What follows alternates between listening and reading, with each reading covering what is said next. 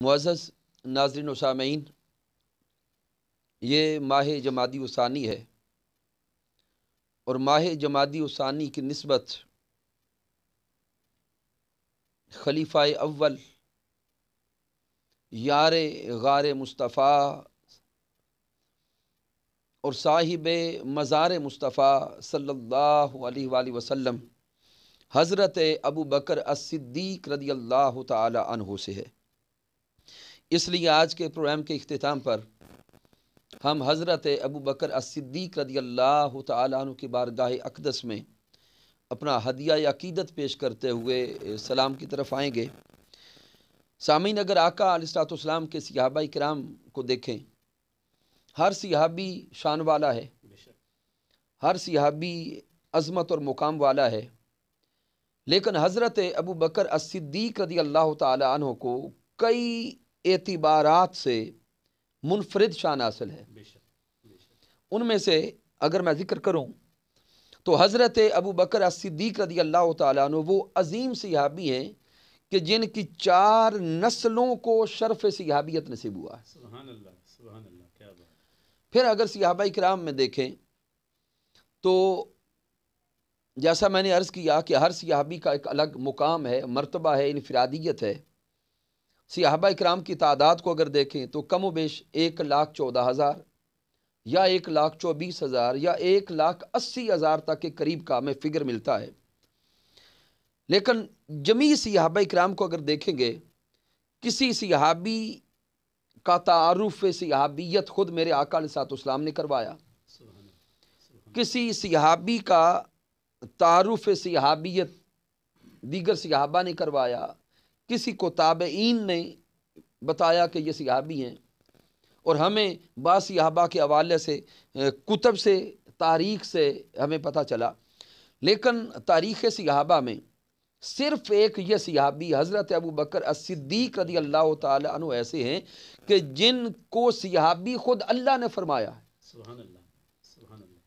کہ جب اللہ رب العزت نے سورۃ التوبہ میں واقعہ ہجرت کو بیان کیا تو اللہ رب العزت نے فرمایا کہ اذ یقول لصاحبہ سبحان اللہ، لا تحزن ان اللہ معنا، کہ جب وہ میرے محبوب اپنے صحابی سے فرما رہے تھے، سبحان اللہ، اپنے مصابہت والے ساتھی سے فرما رہے تھے، غم نہ کر، اللہ ہمارے ساتھ ہے۔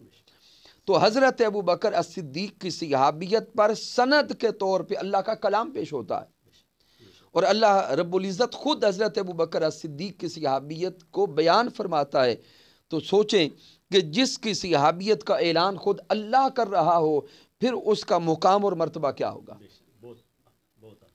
تو چونکہ وقت مختصر ہے، میں محترم میاں نصیر احمد رضا صاحب آپ سے عرض کروں گا کہ آپ اب اختتام پر جناب محترم حضرت ابو بکر الصدیق رضی اللہ تعالیٰ عنہ کی بارگاہ اقدس میں کوئی ہدیہ منقبت پیش فرمائیں۔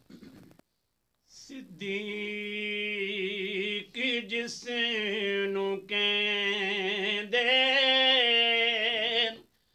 او یار مصطفیٰ دا، واہ واہ، سبحان اللہ۔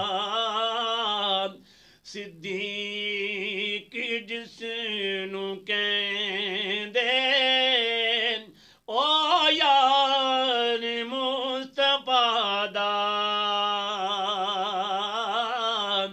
جس سب تو پہلے کیتا اقرار مصطفیٰ دا، جس سب تو پہلے کیتا اقرار مصطفیٰ دا۔ سبحان اللہ۔ اسلام نو ضرورت جس ویل پیش آئی، اسلام نو ضرورت جس ویل پیش آئی،